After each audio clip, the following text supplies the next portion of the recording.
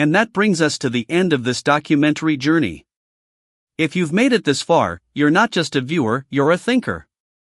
Michael Burry's story is more than market predictions or famous trades. It's a reminder that independent thinking is rare, costly, and incredibly valuable. The real question now is this: what will you do with the knowledge you've gained today? If you enjoyed this deep dive and want more documentaries about legendary investors, hidden strategies, and the psychology behind real wealth, make sure to subscribe to the channel. Your support helps this channel grow and brings more high-quality content your way. Thanks for watching, and remember, stay curious, stay disciplined, and keep thinking like a true investor. The cost of being right too early, the paradox of Michael Burry's timing. Michael Burry's story is often told as a triumph, an eccentric doctor-turned-investor who saw the greatest financial disaster of the 21st century long before anyone else. But beneath the surface of victory lies a deeper, more uncomfortable truth. Being right too early can feel exactly like being wrong, and the emotional, financial, and reputational costs can be enormous. This is the paradox at the heart of Burry's life, philosophy, and legacy. Before he was celebrated on magazine covers, before Hollywood dramatized his insight, and before the world finally admitted he was right, Michael Burry endured years of ridicule, isolation, and doubt. And this raises a profound question for every investor today: what does it truly cost to see reality before the crowd, and is being early just another form of being wrong? To understand this paradox, we must go back to the origins of Burry's contrarian instincts.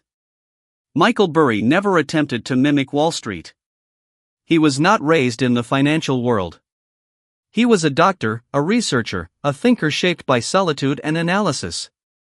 Losing an eye to cancer at a young age gave him a harsh sense of independence. He later said that the missing eye made people underestimate him, which in turn motivated him to see deeper than others. When he discovered investing as a hobby during medical school, he devoured books, studied market history, and practiced deep value analysis at night. Soon he realized something: the market often behaves like a crowd desperate to escape discomfort. It rewards familiar ideas, safe narratives, and popular trends. But Burry, patient, analytical, and emotionally detached, developed a talent for spotting cracks beneath the surface. Yet the same talent that gave him an edge would later become the source of his suffering. His early career at Scion Capital demonstrated this clearly.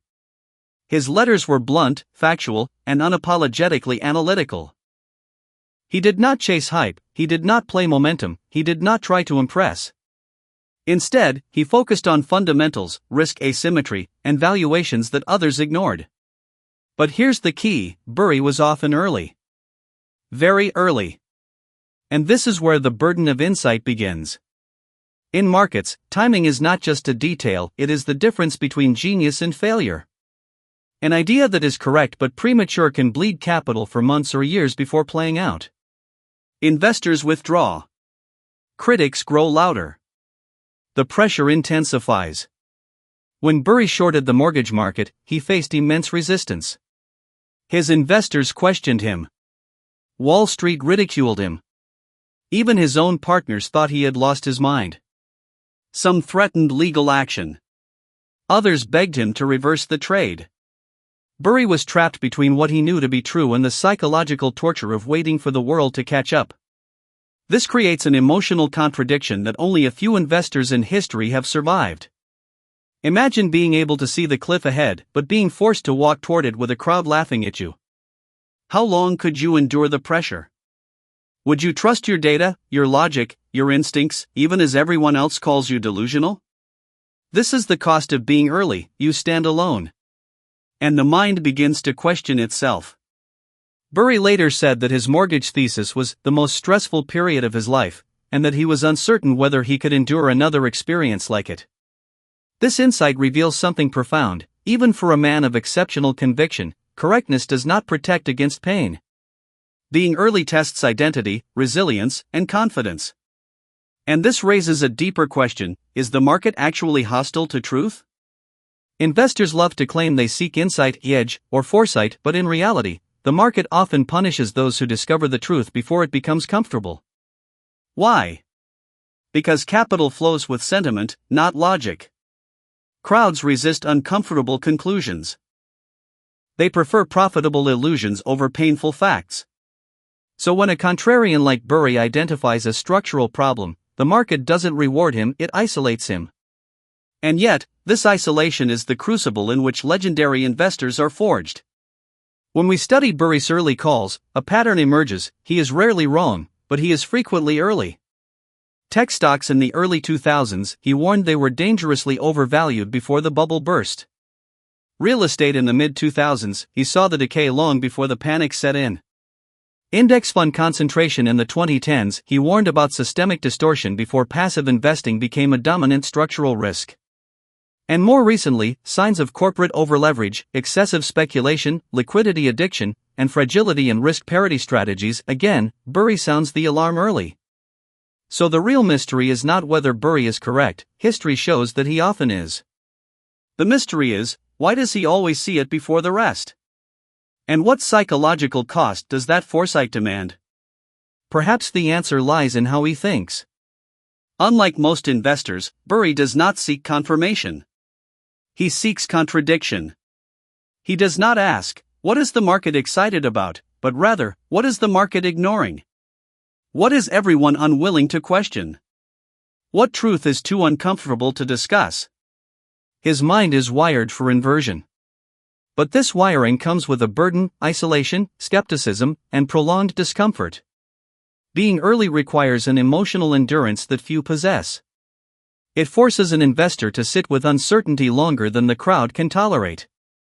And this leads to a powerful insight for every viewer. Would you rather be comfortably wrong with the crowd or uncomfortably right alone? The market rewards the former in the short term but the latter in the long term.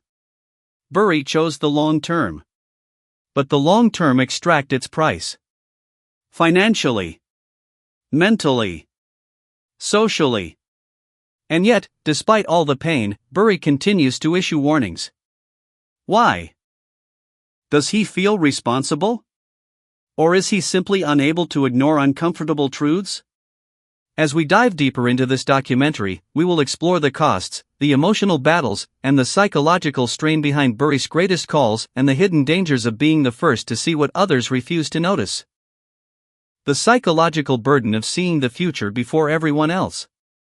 Michael Burry's life offers one of the most fascinating psychological case studies in modern finance, a man cursed with the ability to see patterns, risks, and structural cracks long before they become obvious. But while this gift may appear glamorous from the outside, the reality is far more complex. Because insight that arrives too early is often indistinguishable from delusion. And for Burry, the mental strain of holding the truth alone became one of the defining challenges of his career. What happens when your brain is wired to detect threats faster than the environment around you? What happens when you deeply believe in an outcome that the entire world rejects? And what happens when your conviction places you in opposition not just to the market, but to your investors, your peers, and your own sense of stability?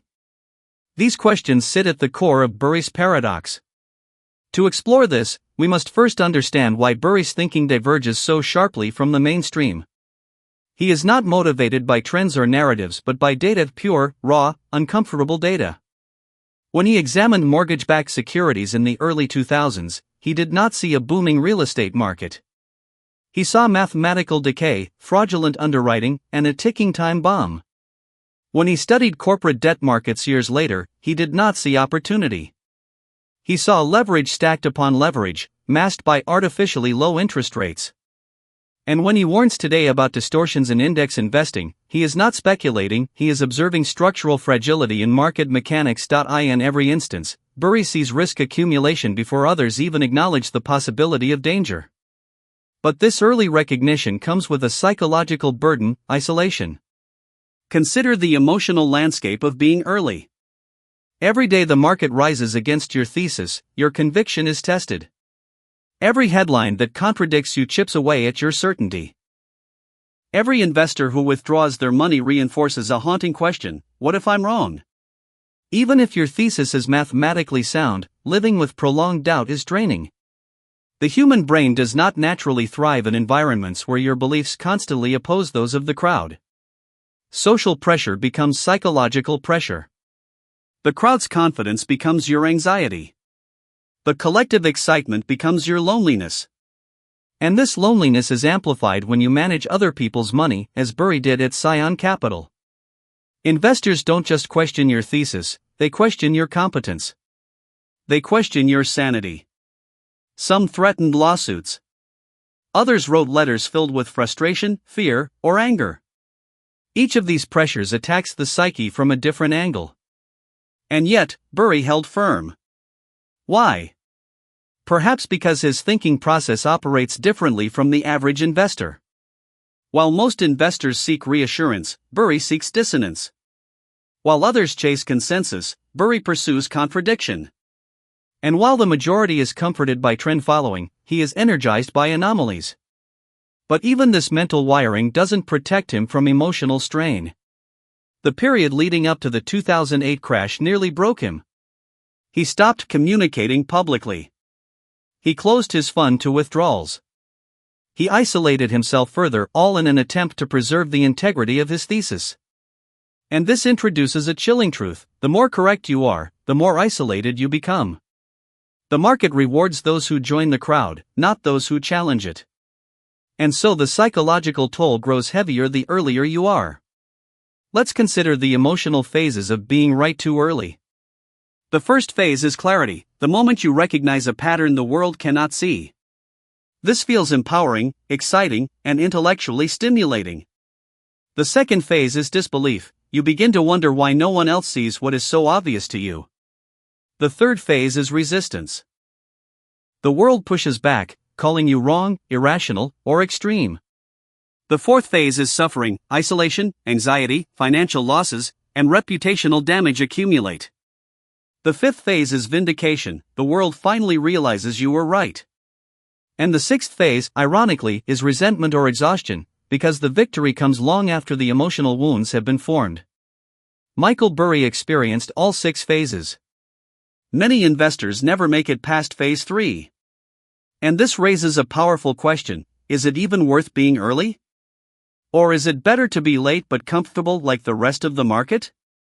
The answer depends on your temperament, your tolerance for solitude, and your willingness to endure emotional pain. Burry's temperament is rare. His mind is built for long periods of discomfort. But even he has limits. After the 2008 crisis, when the world finally celebrated him, Burry retreated. He closed his fund. He stopped managing outside capital. Why? Because the psychological cost had become too high. Markets demand more than intelligence, they demand emotional stamina. And Burry discovered that being mentally prepared for a crisis does not necessarily mean you are emotionally prepared to endure the waiting. Waiting for reality to unfold is often the hardest part. This is why so many contrarians fail. Not because they are wrong, but because they cannot endure the loneliness of being right too early. The world celebrates contrarians only after they are proven correct. Before that moment, they are dismissed as pessimists, troublemakers, or alarmists. Burry was called all 3. And yet he persisted. But persistence, too, comes at a psychological price. It often isolates you from colleagues, friends, investors, and even society itself. Burry has said openly that he dislikes media attention, crowds, and noise.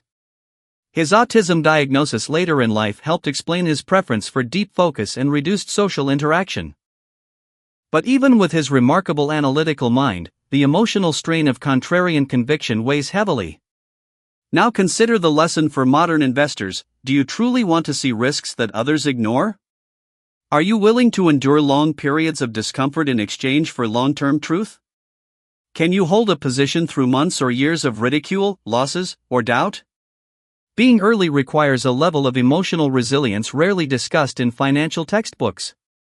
And that brings us to a deeper idea: perhaps the greatest challenge is not predicting reality but surviving the time it takes for reality to reveal itself.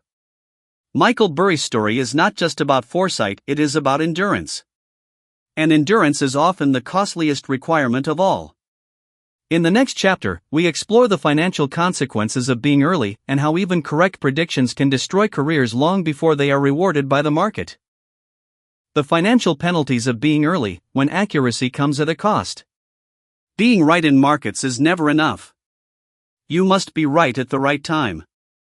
And here lies the cruel paradox of investing that Michael Burry embodies more than perhaps any investor alive: the market punishes you long before it rewards you. In fact, it often destroys those who see the truth too early. If Part 1 explored timing, and Part 2 examined the psychological toll, Part 3 dives into the most painful reality of all: the financial consequences of early correctness. Because while history remembers Burry as a visionary, the financial world during the years leading up to the 2008 crash treated him as a failure. And this paradox forces us to ask, is it better for an investor to be right at the wrong time, or wrong with everyone else? For Burry, being early meant years of red ink. His investors saw losses. His positions bled capital. His credibility eroded. Even when he was correct, the market price did not reflect that correctness yet. And this created a contradiction between his intellectual accuracy and his financial results. Imagine holding a position you know will eventually pay off, but every month it loses money. Imagine sending investor letters explaining your thesis, only to be met with anger, distrust, or panic. Imagine suing or being sued by your own investors simply because your insights haven't materialized on the market schedule. This is not theory. This was Burry's daily reality. And it highlights a fundamental truth: financial markets reward consensus until they don't. Most investors cannot tolerate divergence from the crowd for long. And so they punish anyone who does, even if that person is ultimately correct. Burry's credit default swap positions were losing millions each month. Banks manipulated market pricing to make him look wrong. Investors demanded their money back. Some accused him of reckless speculation. Others insisted he had lost his mind. And yet, the math was on his side. But math does not move markets, sentiment does. And sentiment punished him relentlessly. This raises a haunting question for all serious investors: how much financial pain can you tolerate in pursuit of a truth the market refuses to see? If your thesis remains correct but your fund bleeds capital, do you continue? If you know you will be vindicated in 2 years but must endure 2 years of losses first, can you emotionally and financially survive long enough? Most cannot. And this explains why so few investors beat the market over decades. Not because they lack intelligence, but because they lack time. Being too early drains capital, confidence, and credibility. The world rarely praises those who are early until much later, when the damage is already done. Consider the structure of markets. Investors measure performance monthly, quarterly, annually. But real investment theses often require years to unfold.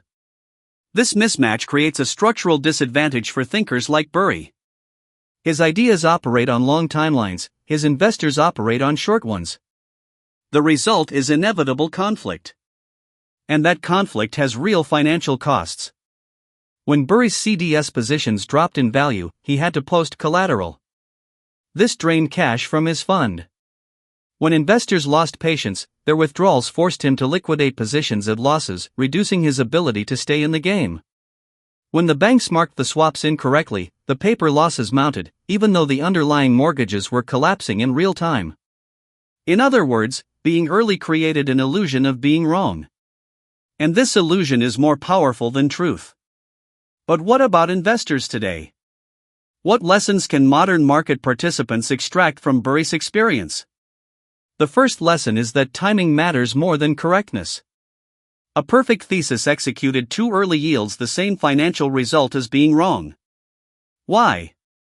Because markets care only about pricing, not about future truth. The second lesson is that capital structure influences survival. You can be the smartest analyst in the world, but if you cannot endure mark-to-market losses, your intelligence becomes irrelevant.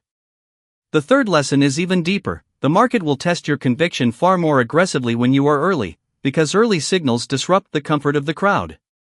Think of this in evolutionary terms: the herd does not trust the outlier. The one animal who senses danger before the others is often viewed with suspicion until the danger arrives. But by then, the outlier has already endured fear, doubt, and sometimes exile. The same holds true in financial markets. Now consider the irony this creates: once the crowd finally realizes the outlier was right, the window of opportunity has already closed. Burry understood this. His best trades were completed before anyone even realized what was happening.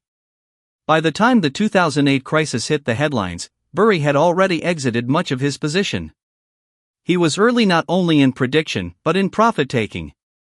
And yet, even this did not free him from criticism. Some claimed he got lucky. Others argued he exaggerated. But the truth is simple: Burry was punished for being early on the way in, and punished again for being early on the way out. This suggests something profound about the structure of modern markets, something most investors ignore. Markets do not reward truth. They reward alignment. Alignment with sentiment. Alignment with timing. Alignment with liquidity. And anyone who steps out of alignment is penalized, no matter how brilliant their analysis may be. This brings us to a philosophical point: is market success truly about intelligence, or is it about endurance? The ability to survive long enough for correctness to matter may be the most important skill of all. And here lies the greatest challenge of early insight: survival is not guaranteed. Many geniuses are erased by the market before their ideas are validated. For every Michael Burry who survives, dozens vanish bankrupt, ignored, forgotten.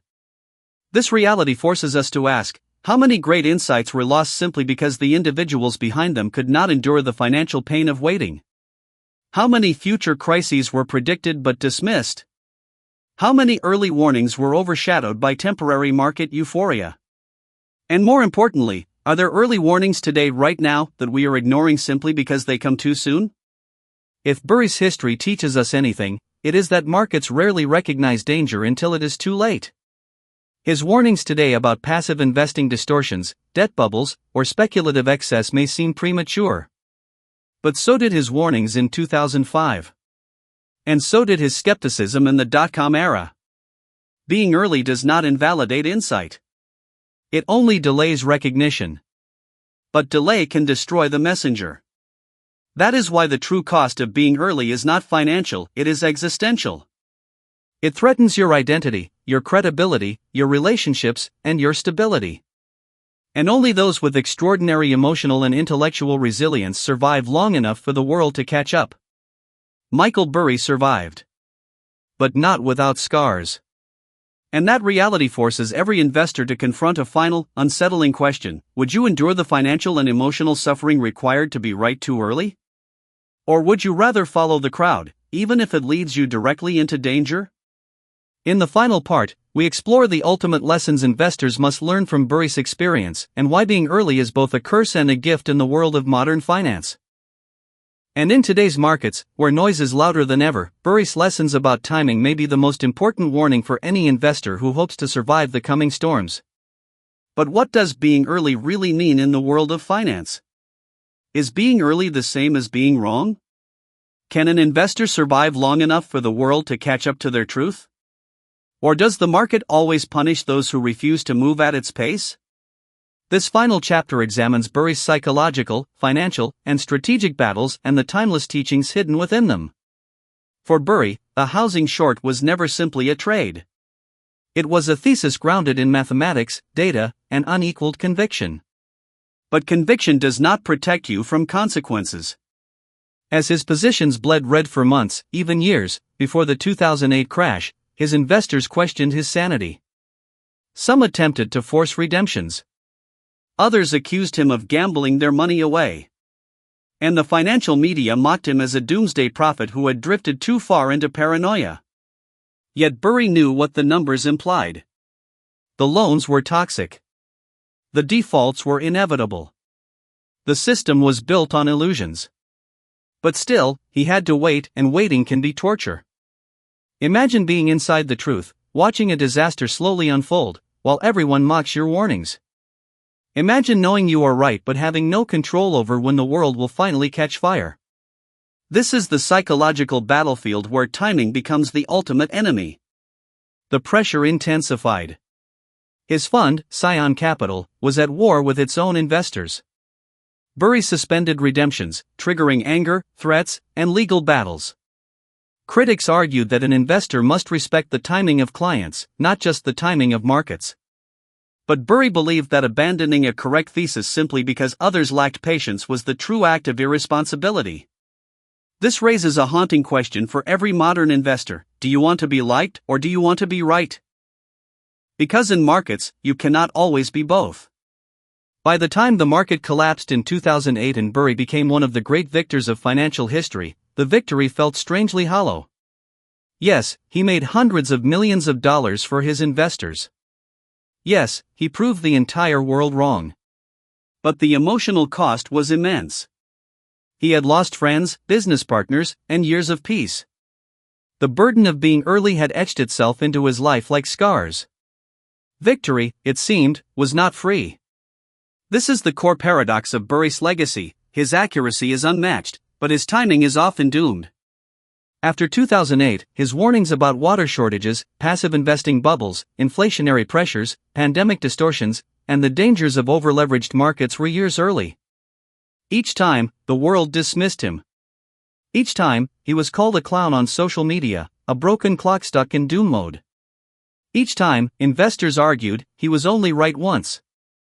But then quietly, slowly, painfully, reality began to bend in his direction again. Still, the timing problem remained. Markets do not reward the earliest voice. They reward the loudest voice at the moment of impact. And Burry has never cared about moments, only truth. So the world continues to misunderstand him. But should it? Or is he offering insights the market desperately needs but refuses to hear until it is too late? Consider the modern financial landscape: cycles move faster, bubbles inflate quicker, liquidity evaporates without warning, and narratives dominate price action more than fundamentals. In such an environment, being early is riskier than ever. Burry understands this. It is why his predictions seem increasingly short and tactical, not long and patient. The world has changed, and so has the cost of being early. Yet one thing remains consistent: Burry refuses to surrender his principles. He believes markets eventually reconnect with reality. Investors, he argues, must anchor themselves to data, not dopamine. They must trust math, not moods. They must accept discomfort, not chase validation. And they must understand that truth does not arrive on schedule. So what is the ultimate lesson of Michael Burry's timing? It might be this: being early is painful. Being wrong is deadly. And being disciplined is the only way to survive long enough for timing to correct itself. His story teaches us that an investor must cultivate two forms of strength: the intellectual strength to see what others miss, and the emotional strength to endure what others cannot. Most investors have neither. Burry has both, and that is why he is feared, dismissed, attacked, yet ultimately respected by those who truly understand markets. In a world racing toward faster cycles, louder noise, and shorter attention spans, Burry's patience may be his greatest superpower. And perhaps the greatest question he leaves for us is this: if you discovered the truth before anyone else, would you have the courage to hold it, suffer for it, and wait for history to catch up? If your answer is yes, then you are already walking the difficult but rewarding path Michael Burry has paved.